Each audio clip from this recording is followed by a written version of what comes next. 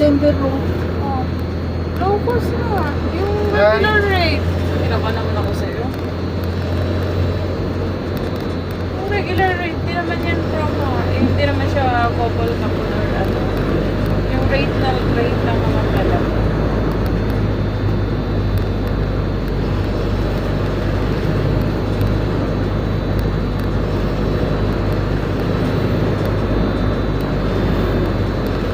Diretso na tayo? Fine.